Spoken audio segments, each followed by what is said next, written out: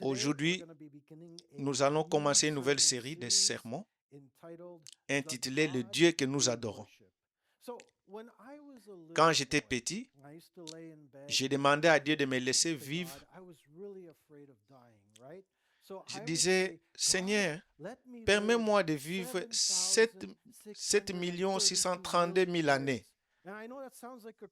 J'étais jeune et cela me paraissait un nombre immense. Et si j'avais 7 632 000 d'années pour vous parler de Dieu que nous adorons, ce ne serait pas assez. Notre Dieu est si grand, si magnifique que personne, ni les papes, ni les plus grands prédicateurs, ni même ChatGPT ne peut révéler pleinement tout ce qu'il y a à savoir sur lui. Et l'apôtre Paul dit dans Romains 33-34, ô profondeur de richesse, de la sagesse et de la connaissance de Dieu, que ses jugements sont insondables et ses voies impénétrables. Qui a connu la pensée du Seigneur? Qui a été son conseiller? Je suis désolé. Donnez-moi juste une minute. Qui a connu la pensée du Seigneur?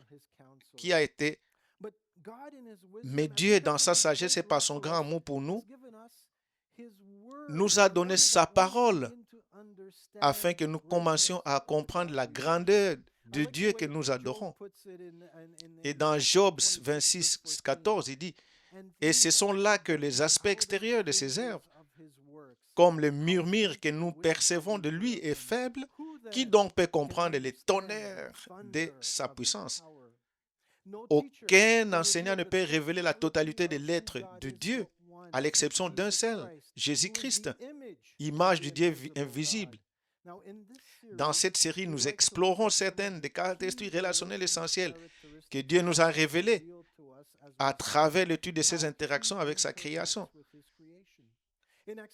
Dans Exode 34, 6, 7, nous trouvons un passage que les théologiens appellent les credos du caractère. Il nous offre un aperçu de la personne de Dieu que nous adorons. Pour situer le contexte, cet événement se déroule sur le mont Sinaï. Lorsque Moïse remonte après avoir brisé les tables de la loi contenant les 10 commandements que le Seigneur lui a donnés.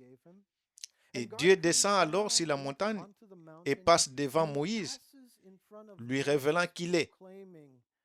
Et il passa devant Moïse, proclamant, l'Éternel, l'Éternel, Dieu compatissant et miséricordieux, lent à la colère, riche en bonté et en fidélité, qui conserve sa volonté jusqu'à 1000 générations, qui pardonne l'iniquité, la rébellion et le péché. Mais il ne laisse pas les coupables impunis. Il punit l'iniquité des pères sur les enfants et sur leurs enfants jusqu'à la 3e et la 4e génération. Au cours des prochaines semaines, nous examinerons la miséricorde et la grâce infinie de Dieu. Nous parlerons de sa justice. Nous verrons sa sainteté et nous conclurons sur la fête des mères. Ce sera l'occasion de partager un message sur l'amour de Dieu. Mais pour commencer, et dans la foulée du vendredi saint du dimanche de Pâques, je considérerai Dieu comme un rédempteur. Oskar Schindler était un homme d'affaires allemand au moment de la Seconde Guerre mondiale. La Seconde Guerre mondiale éclata. Il dirigeait une usine qui fabriquait des casseroles pour l'armée allemande. Oskar était un escroc qui voulait employer des Juifs dans son usine car il n'avait pas à les payer. Au fil du conflit, Oskar changea d'avis et commença à corrompre des fonctionnaires allemands pour sauver la vie des Juifs qui travaillaient pour lui. Sans cela, ces personnes auraient été déportées, tuées dans ces camps. À la fin de la guerre, Schneider avait sauvé la vie de plus de 1200 Juifs. Il se retrouva sans sous, ayant dépensé toutes ses économies pour racheter chaque travailleur qu'il pouvait. Après la guerre, nombre de Juifs qu'il avait aidés étaient ceux qui aidaient désormais Oskar à survivre.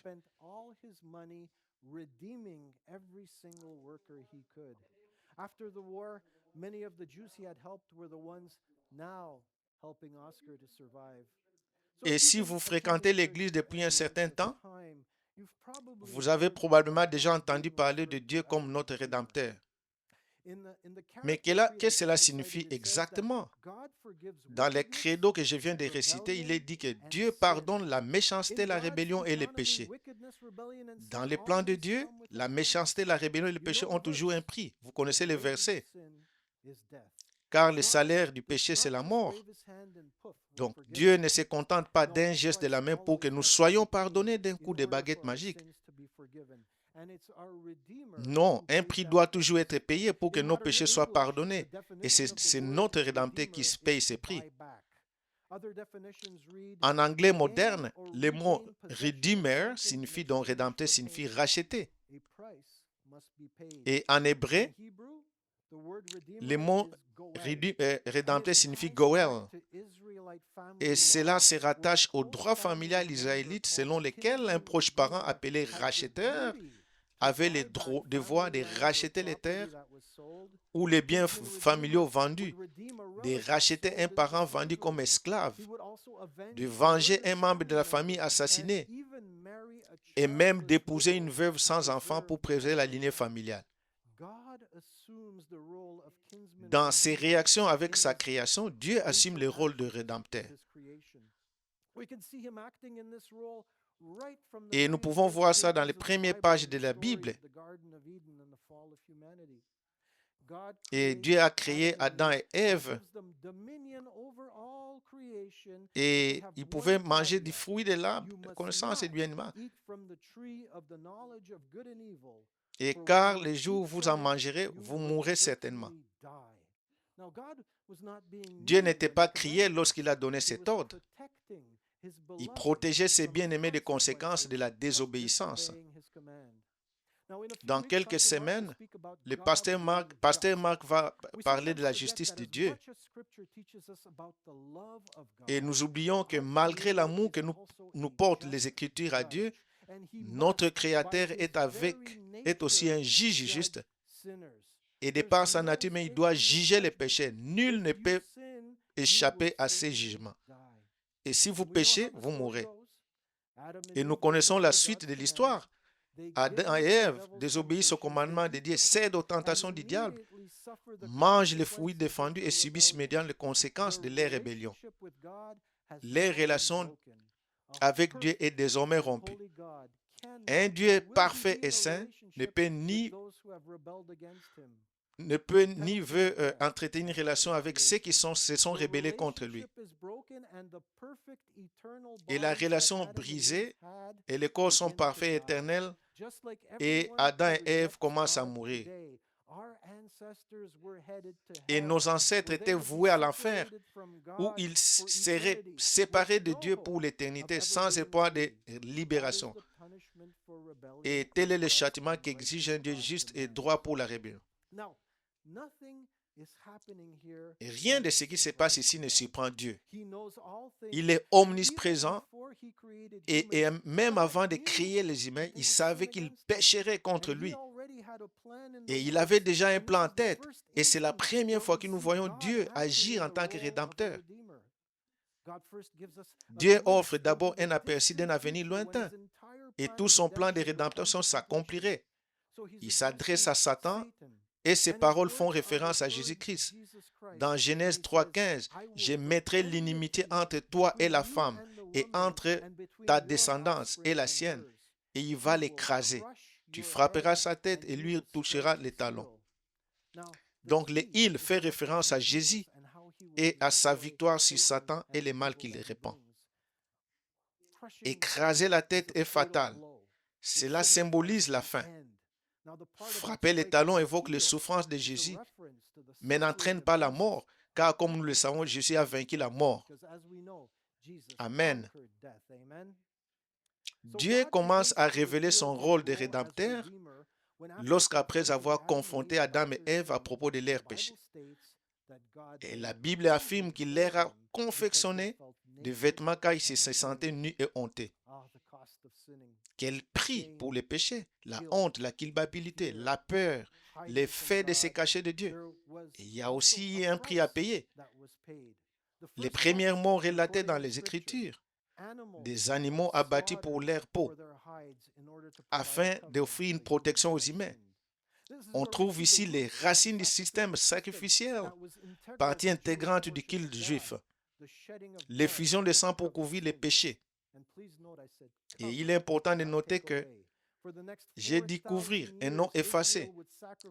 Pendant les 4000 ans suivants, Israël sacrifia des animaux pour expier ses péchés, dans l'attente du Messie qui écraserait la tête du serpent et vaincrait la mort une fois pour toutes.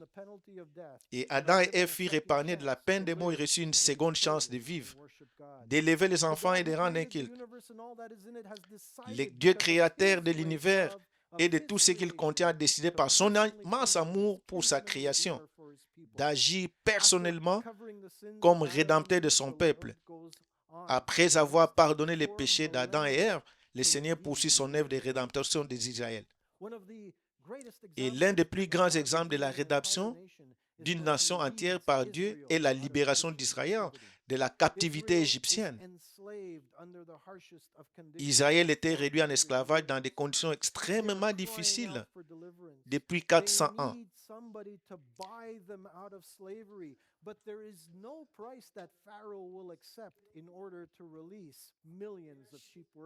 Et dans Genèse 6:6, Dieu parle à Moïse et déclare: c'est pourquoi, dis aux Israélites, je suis l'Éternel, et je vous ferai sortir du joug des Égyptiens.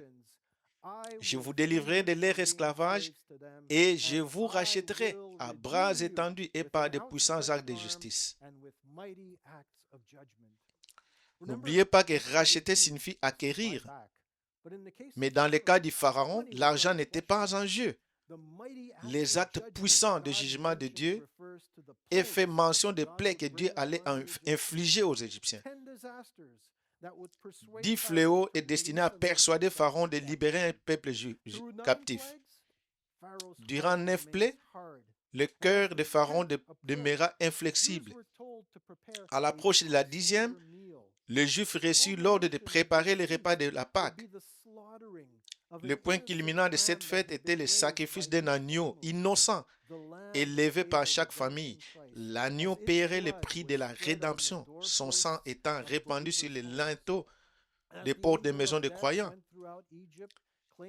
Alors que l'ange de la mort parcourait l'Égypte en portant chaque premier-né mâle, il épargna ceux dont les linteaux des portes étaient couverts du sang de l'agneau. Ici, Dieu nous offre un aperçu de son plan de rédemption. Le plan de l'agneau fait directement référence au sacrifice de Jésus, l'agneau de Dieu qui ôte le péché du monde.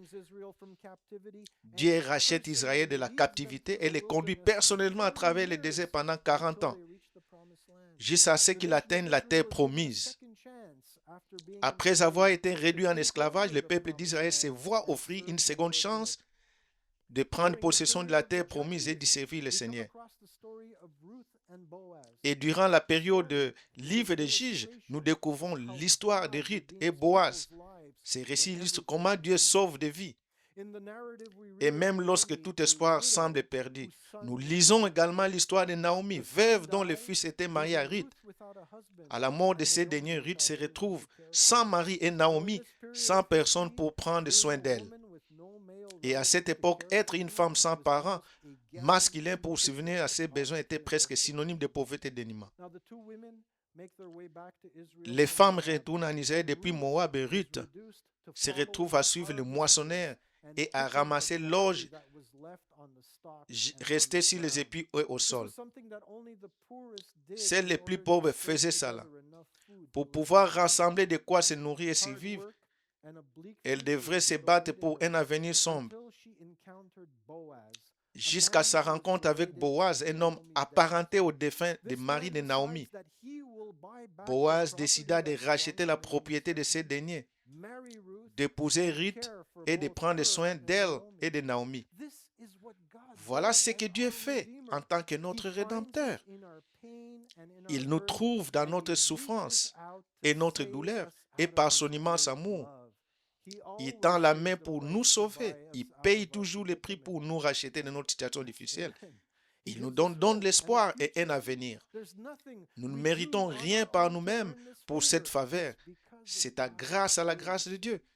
Le livre de Ruth se termine par ces versets. 13. Boaz prit donc Ruth pour femme. Lorsqu'il fit l'amour avec elle, le Seigneur cela lui permit de concevoir. Elle donna naissance à un fils. Les femmes dirent à Naomi, louange à Dieu, Seigneur, qui aujourd'hui ne vous a pas laissé passer sans un protecteur et un rédempteur, qu'il devienne célèbre dans tout Israël. Et il te donnera un nouveau souffle et te soutiendra dans ta vieillesse. Car c'est ta belle-fille qui t'aime et qui vont pour toi que cet fils lui a donné naissance. Et Naomi prit alors l'enfant dans ses bras et s'en occupa. Les femmes qui habitaient là dirent, Naomi a un fils. Et elle l'appelait Obed, le père de Jésé, le père de David. Percevez-vous le plan parfait de Dieu, notre Rédempteur, à l'œuvre dans l'histoire. Le roi David est un ancêtre de Jésus-Christ. Et Isaïe a écrit, un rameau sortira de la souche de Jésé et un rejeton de ses racines portera des fruits. Jésus le Messie promis, c'est lui qui mettra fin à la pratique du sacrifice d'animaux pour expier les péchés. Car il prendra nos péchés sur lui et mourra avec eux une fois pour toutes. Et dans Psaume 19, 14, que les paroles de ma bouche et les méditations de mon cœur te soient agréables, Seigneur mon rocher, mon rédempteur. David a eu besoin de rédemption après plusieurs reprises dans sa vie. Mais le meilleur exemple de l'intervention divine en sa faveur est sans doute sa liaison avec Bethsabée. Après avoir séduit Bethsabée et appris sa grossesse, David complote les meurtres de son mari, Uri. Voilà les rois élus de Dieu, les guides moraux de la nation, sombra dans les abysses du péché et de la dépravation. Le cœur brisé et rongé par les remords, il confesse avoir péché contre Dieu.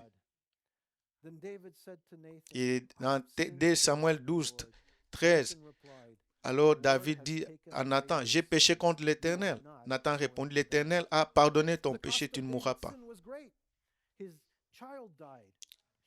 Le prix du péché de David fut lourd, son enfant mourut, il subit la honte publique et des troubles familiaux marquaient son règne. Pourtant Dieu, fidèle à sa nature, lui pardonnera, non parce que David était plus qu'exceptionnel qu'un autre, mais parce qu'il avait confiance en Dieu, le Rédempteur, en la promesse du Seigneur, qu'il s'était repenti de son péché et qu'il avait suivi le Seigneur jusqu'à la fin de ses jours. David exprima sa profonde repentance dans Psaume 51, l'une des prières les plus sincères de la Bible, Psaume 51, 1, 2, 7 et 10. Aie pitié de moi, ô Dieu, selon ta bonté, selon ta grandeur, ta grande miséricorde. Efface mes transgressions, lave-moi complètement de mon iniquité, purifie-moi de mon péché. Purifie-moi avec l'hypsode et je serai pur. Lave-moi et je serai plus blanc que la neige. Crée en moi un cœur pur.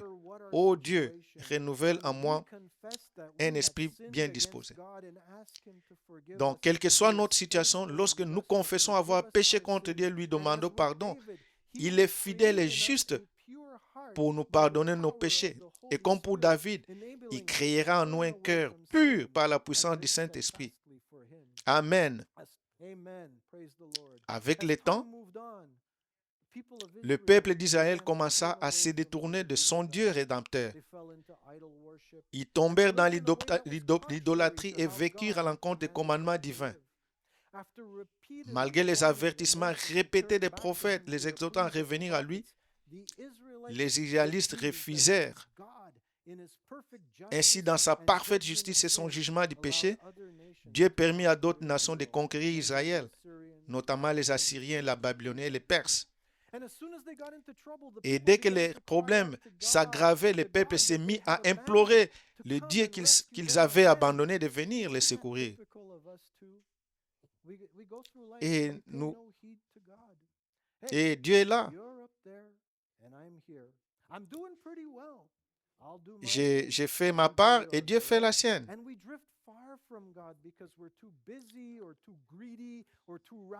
Et parfois, nous sommes trop avides, trop absorbés dans nos propres ambitions. Et nous découvrons rapidement que vivre sans Dieu mène au chagrin et au désespoir. Ou bien la vie nous frappe de plein fouet et nous laisse désemparés et seuls. Et les psaumes 137 expliquent de façon célèbre la douleur des captifs juifs à Babylone. Au bord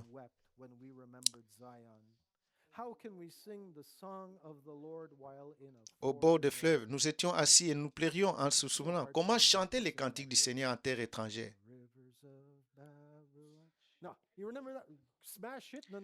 C'est tellement difficile pour moi de ne pas chanter ce couplet. Vous vous souvenez du type que Bonnie a fait avec ça dans les années 70? De même que Dieu nous entend lorsque nous nous repentons et revenons à lui après 70 ans de captivité. Il répond au cri de son peuple et entreprend de les racheter, de les ramener en Israël. Le prix de leur rébellion a été lourd.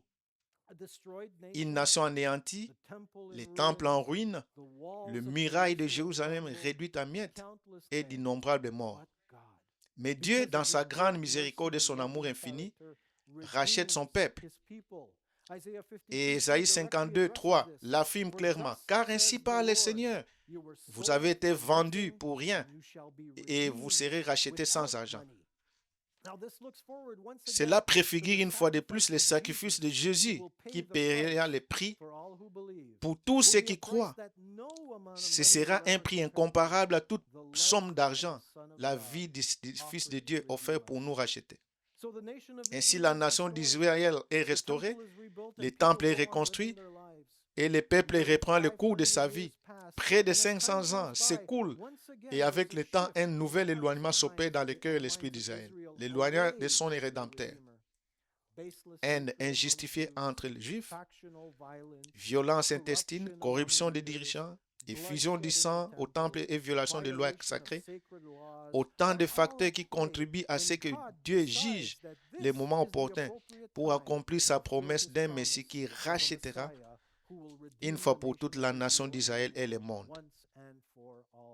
La pratique des sacrifices d'animaux pour expier les péchés perdus. Mais Dieu est sur le point de transformer la relation que les hommes entretiennent avec lui. Et dans 1 Pierre 1, 18 à 19, nous lisons, car vous le savez, ce n'est pas par des choses périssables que l'or, comme l'argent ou l'or, que vous avez été rachetés de la vaine manière de vivre vérité de nos ancêtres, mais par le sang précieux de Christ, d'un agneau sans défaut et sans tache. Amen. Jésus est né à Bethléem pour nous racheter à jamais de la malédiction de la mort. Avez-vous remarqué la récurrence du schéma dans mon message sur Israël et sa rédemption par Dieu? La nation se détourne sans cesse de Dieu, implore son aide, et le Seigneur, dans sa grande grâce et sa miséricorde, la sauve. Que ce soit au niveau individuel ou national, les schémas se répètent. Relation, péché, éloignement, désespoir, rédemption, relation, péché, éloignement, et ainsi de suite. Ce n'est pas un hasard. Dieu montre à son peuple qu'il est incapable de se sauver lui-même. Il ne peut rien faire pour parvenir à une relation authentique avec Dieu. Le sacrifice d'animaux n'est qu'une solution temporaire à un problème permanent. Le problème, c'est que nous sommes tous pécheurs. Nous avons tous offensé Dieu et rompu la relation qu'il désire avec nous. Nous sommes tous en rébellion contre Dieu et nous ne pouvons rien faire pour expier notre rébellion. Nous ne serons jamais assez bons. Nous n'irons jamais assez à l'église. Nous ne sauverons pas en faisant des œuvres de charité ou en promettant de moins médiser ou d'écouter davantage. Voilà ce que Dieu montrait à Israël. Tu ne peux pas le faire. Voici maintenant mes paroles préférées dans la Bible. Mais Dieu peut faire cela. Dieu nous sauve. Il est notre Rédempteur. Il nous rachète en envoyant son propre Fils, Jésus, à l'image parfaite de son Père. venir sur terre et vivre comme un être humain. Jésus mène une vie parfaite, ne péchant jamais contre son Père. Il est l'agneau sans tache de Dieu. Car le salaire du péché, c'est la mort. Tel est le prix à payer pour avoir péché contre Dieu saint et juste. Jésus est venu payer le prix de nos vies en offrant librement la sienne en rançon. Nous sommes tous coupables de péché. La Bible affirme clairement que nul n'est juste. Je craignais la mort car j'avais transgressé tous les commandements de Dieu. Et il fut un temps où je tenais même les comptes pour mesurer mes propres péchés. Mais Dieu, tout comme Israël, le jour est venu où j'ai imploré Dieu de me sauver. Comme beaucoup d'entre vous ici présents aujourd'hui, et dans sa grande miséricorde et sa grâce, il m'a sauvé. Jésus est allé volontairement à la croix, et lorsqu'il y était suspendu, son sang n'a pas seulement couvert nos péchés. Dans les plus grands actes d'amour jamais connus, Jésus a volontairement pris sur lui tous nos péchés. Ésaïe 53, 4 et 6 dit, « Pourtant, ce sont nos souffrances qu'il a portées. C'est de nos douleurs qu'il s'est chargé. Et nous l'avons considéré comme puni, frappé et humilié par Dieu. Mais il était transpercé à cause de nos transgressions, brisé à cause de nos iniquités. Les péchés qui nous apportent la paix est tombé sur lui. Et par ses blessures, nous sommes guéris. Nous étions tous errants comme des brebis. Chacun suivait sa propre voie. Et l'Éternel a fait retomber sur lui l'iniquité de nous tous. Jésus a porté nos péchés. Et sur la croix, toute la honte, la culpabilité, la douleur et l'humiliation liées au péché ont été accablées par lui. Pensez à la pire chose que vous ayez faite, à ce que vous avez ressenti, à la souffrance endurée. Et souvenez-vous que Jésus a ressenti la même chose pour vous, ainsi que la culpabilité et la honte de tous les êtres humains. C'est un véritable cauchemar. Il a souffert afin que lorsque nous croyons en ce qu'il a fait pour nous, nous soyons libérés de cette honte et de cette culpabilité. Nous devons porter ce fardeau car Jésus l'a pris sur lui. Et ce n'est pas tout. Jésus a porté toute la colère de Dieu pour des péchés qu'il n'avait pas commis. Voyez l'amour de Dieu afin de nous épargner des châtiments de notre rébellion. Il a fait de son Fils le péché incarné. Et le poids du péché sur lui a provoqué le cri de Jésus. Mon Dieu, pourquoi m'as-tu abandonné? Il ressentait le désespoir que chacun de nous éprouverait si Dieu ne nous avait pas rachetés. Après 6 heures d'agonie sur la croix, Jésus meurt enfin et prend tous nos péchés avec lui jusqu'à la tombe. Et les péchés du monde ne sont plus couverts. Amen. Psaume 113, 12. Autant l'Orient est éloigné de l'Occident, autant il éloigne de nous nos transgressions.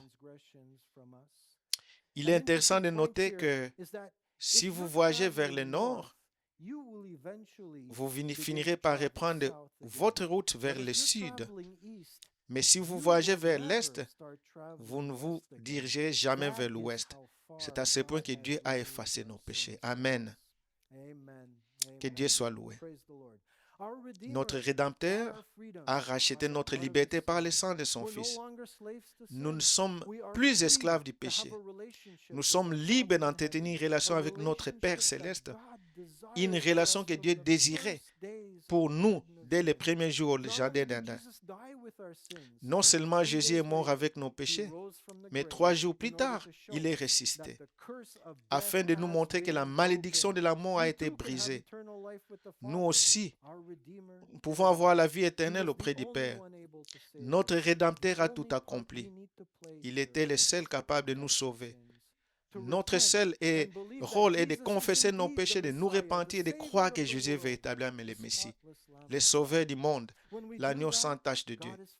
Et lorsque nous agissons ainsi, Dieu est fidèle et juste pour nous pardonner nos péchés. Et lorsque nous demandons à Jésus d'être Seigneur de notre vie, promet d'envoyer le Saint-Esprit habiter en nous. C'est la présence du Saint-Esprit en nous qui rend possible la transformation de nos pensées. Et lorsque nous nous repentons et suivons Jésus, nous pouvons en fait briser le cycle de l'esclavage du péché. Nous pouvons être libres de vivre une relation avec notre Seigneur. Père, nous avons été rachetés, acquis à grand prix par le sang de Jésus. Et nous pouvons vivre le reste de notre vie en sachant que nous sommes sauvés. Amen. Je demanderai à l'équipe de louanges de revenir devant. En ce moment-là, et ce service, nous voulons offrir à chacun la possibilité de choisir de suivre Jésus. Comme je l'ai mentionné dans mon message, nul ne peut par ses propres efforts obtenir le pardon de ses péchés. Nous sommes esclaves du péché. Malgré notre désir de bien faire, nous commettons sans cesse des actes qui offensent un Dieu saint. Est-ce que vous pouvez vous tenir debout? Et si vous êtes ici et que vous ne connaissez pas Jésus personnellement, mais que vous sentez au fond de votre cœur le besoin de le connaître, je vous inviterai dans un instant à vous avancer. Et si vous êtes servant d'auteur, diacre ou membre du personnel, veuillez vous avancer. Ces personnes sont là pour prier avec vous. Elles vous demanderont de votre nom, mais ne vous demanderont rien qui puisse vous mettre mal à l'aise. Elles souhaitent vous accompagner lorsque vous demandez à Jésus d'être le Seigneur de votre vie. Je vous invite donc à vous présenter. Et vous voulez peut-être renouveler cette relation avec Jésus, mais vous n'avez jamais demandé, vous filez d'une vie vide sans espoir ni joie. Et j'aimerais également vous demander de venir debout et de venir devant. Et si vous avez peur, vous avez l'intention de taper, cela n'est pas de Dieu. Et il ne veut que personne ne puisse périr. Nous ne savons pas ce qui deviendra demain, parce que le temps est court. Venez devant. Et pendant que vous le faites, l'équipe d'adoration va chanter une chanson. Venez et nous allons prier.